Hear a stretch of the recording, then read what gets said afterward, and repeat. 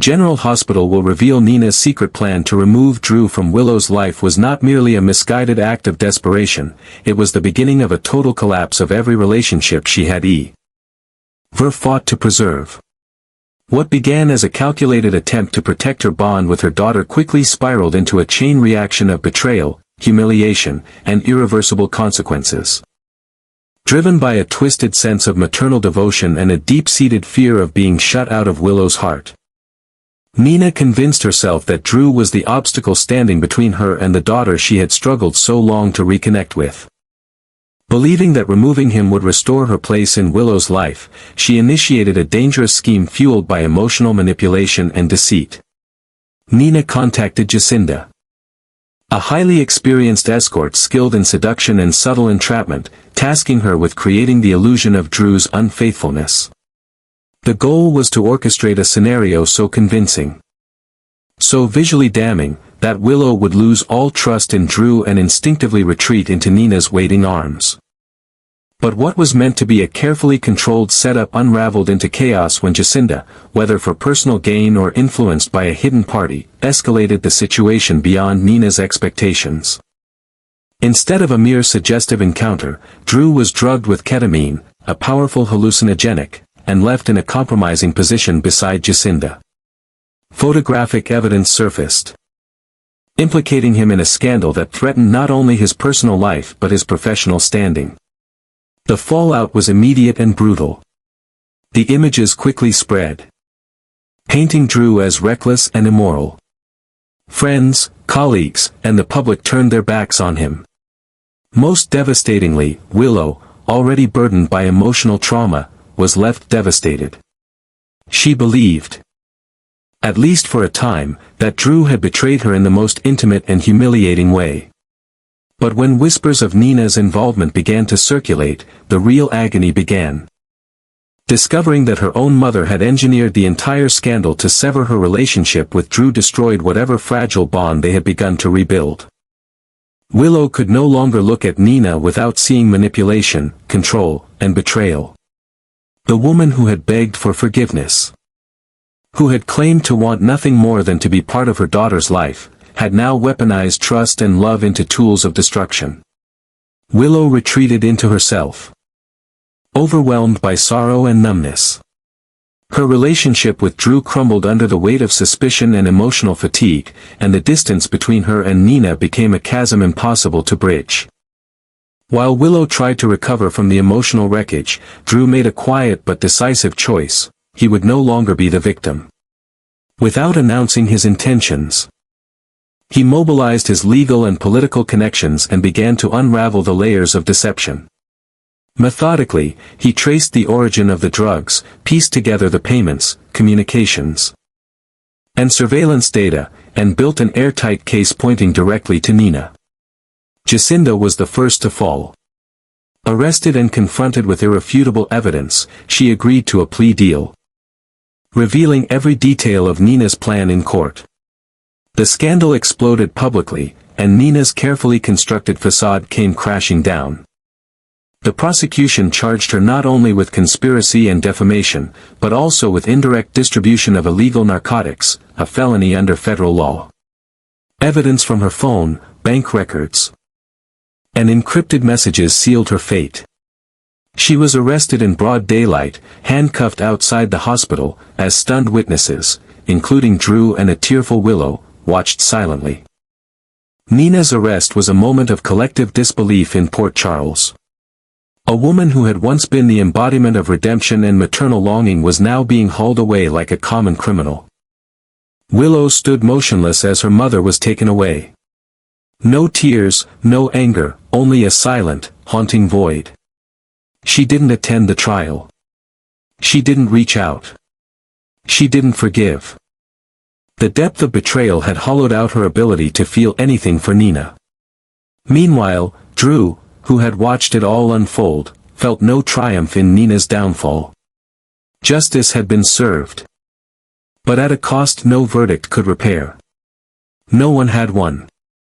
Nenah lost her freedom, her daughter, and any hope of redemption. Willow lost her trust, her emotional innocence.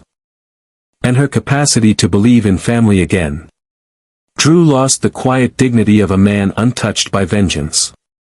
Though he and Willow began to slowly reconnect in the aftermath. Their bond was forever changed, fragile, hesitant, shadowed by everything that had transpired. As for Nenah, she sat behind bars in silent reflection, stripped of illusions. Haunted by the echo of every choice that led her there. She once dreamed of hearing Willow call her mom, but her own actions had shattered that dream beyond repair. She had destroyed the very bridge she so desperately wanted to cross. And now, with every door closed, Nenah faced the truth she could no longer outrun, not because others denied her a second chance, but because she had extinguished it herself. Not long after the scandal surrounding Drew rocked the Port Charles community, an extensive and quietly relentless investigation was launched. Under growing pressure from both the public and media, authorities quickly traced the source of the ketamine found in Drew's system on that infamous night. Every detail was dissected. Every lead followed like an intricate web of lies, and soon enough, Jacinda, the woman pictured beside Drew in the now infamous photograph, fell under intense scrutiny. Unlike her usual flirtatious and confident demeanor, Jacinda crumbled under pressure during interrogation. After hours of tense questioning, she was officially arrested for possession and use of illegal narcotics, specifically ketamine, in what had become a case of targeted manipulation and reputational sabotage. However, what truly stunned the courtroom wasn't merely Jacinda's arrest, but the explosive testimony she delivered during the trial. In a moment no one expected, Jacinda agreed to cooperate with prosecutors in exchange for a reduced sentence, and what she revealed sent shockwaves through the courtroom. She admitted she had merely been the executor, the entire scheme, from her initial contact with Drew, the setup of the compromising scene, and the use of the ketamine, had all been orchestrated by one person, Nenah. And Jacinda had the receipts. Prosecutors presented an overwhelming array of evidence, encrypted text messages from Nenah's phone directing Jacinda's every move.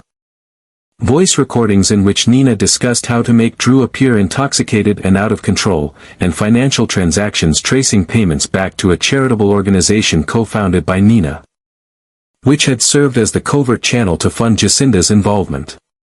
The judge and jury sat in stunned silence as the narrative unfolded, exposing the chilling level of calculation and emotional detachment behind the plan. Nenah, for her part, vehemently denied all allegations. She insisted that she had never directly provided drugs to anyone and maintained that she had no intention of causing harm. But the evidence spoke volumes. Digital correspondence revealed not only her knowledge of the ketamine's use but also her deliberate role in choosing the drug and instructing Jacinda on how to administer it without detection. Most damning was the clear intent documented in these communications, to destroy Drew's reputation by making it appear that he had willingly betrayed Willow. Nenah's legal team attempted to argue that because she had never physically handled or delivered the drugs, she could not be held liable under federal law. But the prosecution countered decisively. Directing and financing the delivery and administration of a controlled substance through a third party was no less a crime than doing it firsthand. Under U.S. federal law, any individual who coordinates, enables, or facilitates the distribution of a Schedule III narcotic, even through an intermediary, is criminally liable. Nenah's actions checked every box. She paid for the plan. She orchestrated its every detail. She selected the substance and oversaw its application. It was premeditated, deliberate, and executed with the clear goal of manipulating emotions, controlling outcomes, and annihilating Drew's character. It took the jury only a few hours to reach a near-unanimous verdict. Nenah was charged with 3 major felonies: conspiracy to commit character defamation, indirect distribution of a controlled substance, and obstruction of justice for attempting to destroy digital evidence linking her to the crime. Immediately following the verdict, a formal arrest warrant was executed. Police approached Nenah in the hospital parking lot, ironically just outside the facility where she had often visited Willow, and without warning, placed her in handcuffs and pressed her down onto the hood of a car. Dozens of bystanders, including nurses, patients, and even Willow herself, stood frozen in disbelief as the woman they once saw fighting for redemption was led away like a common criminal. That image became the headline across local and national news, the moment Nenah's fall from grace became irreversible. No longer the mother clawing her way back into her daughter's heart. She was now a convicted conspirator, her public image shattered beyond repair. For Willow, watching her mother be arrested in such a public and humiliating way was the final blow. She didn't cry. She didn't speak. She didn't show up to the trial. Something inside her had already shut down, closed off from the endless betrayals and emotional wreckage Nenah had caused. Whatever chance for forgiveness had existed was now extinguished. As Nenah sat in her cell awaiting sentencing, she was finally forced to confront the magnitude of what she had done. Every desperate attempt to hold on to her daughter had backfired catastrophically. She had gone too far, sacrificed too much, and crossed every line that could not be uncrossed. No justification, no explanation, and no apology could undo what had been done. She had broken the very bond she claimed to cherish most, not because others refused to give her another chance, but because she had destroyed every opportunity with her own hands.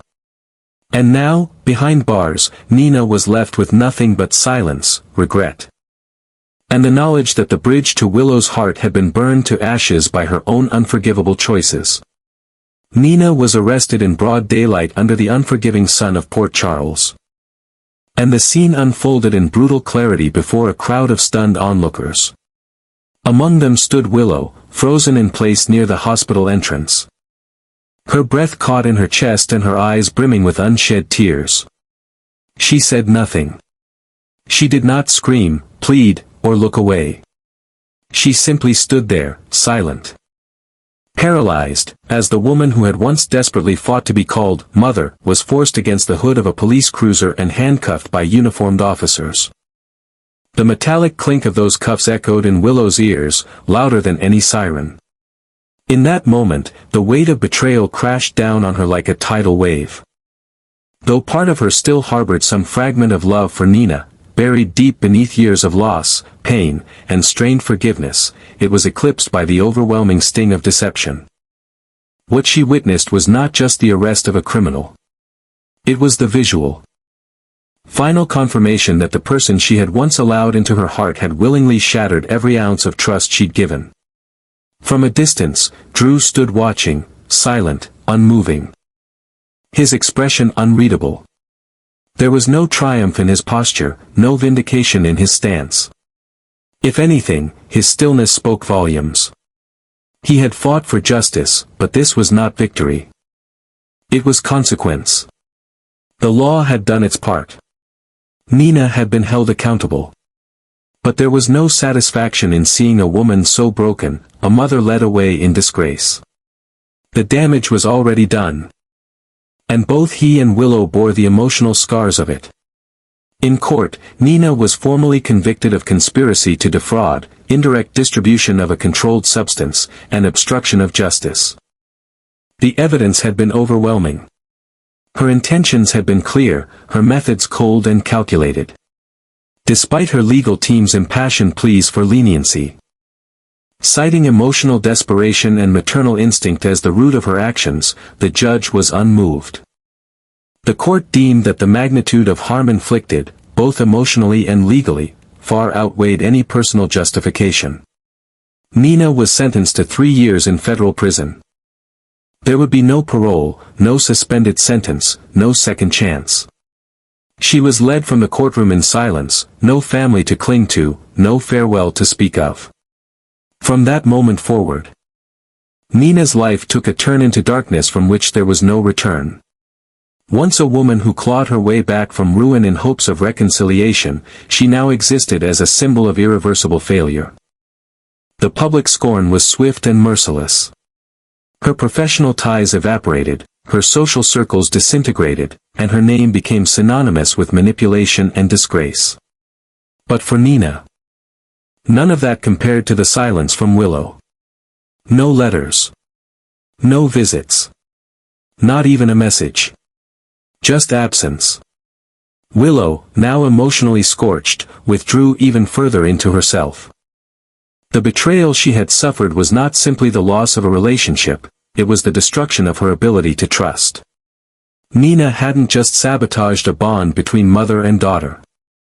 She had poisoned the very concept of faith and forgiveness. Willow's heart, once cautiously open, now became a fortress. Where she had once made room for the hope of redemption, there was now only coldness. Those who had wounded her, intentionally or not, were met with emotional distance and quiet resilience.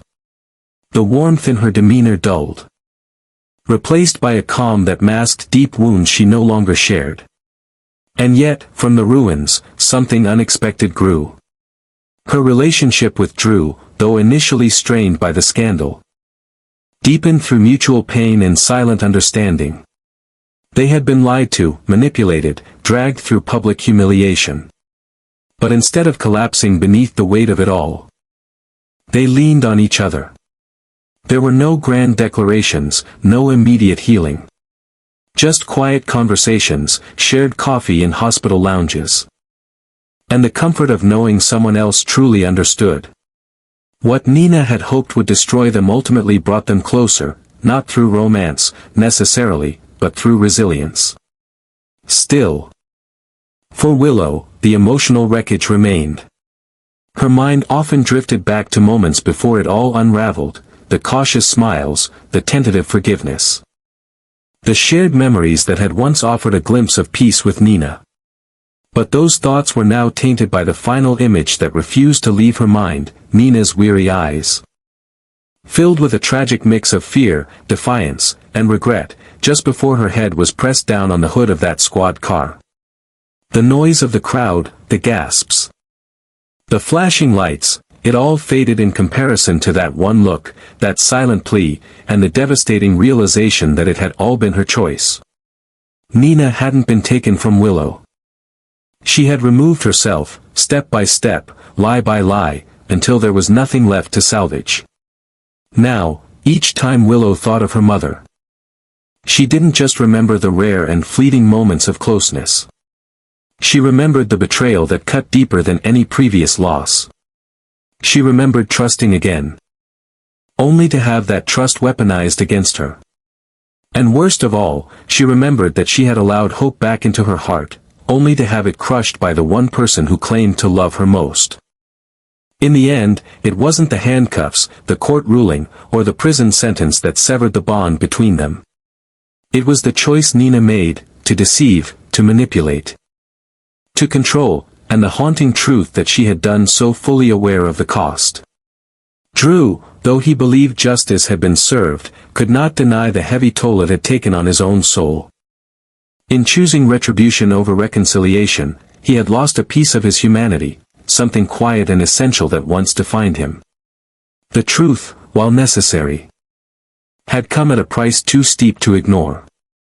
And in the end, there were no true victors in this story. What remained was a shattered relationship, a mother behind bars, a man cloaked in righteousness but emotionally hollowed, and a young woman who had learned to live with invisible wounds that no one else could see. Ultimately, the question was no longer whether Willow could ever forgive Nenah, but whether she would ever again have enough faith to forgive anyone at all.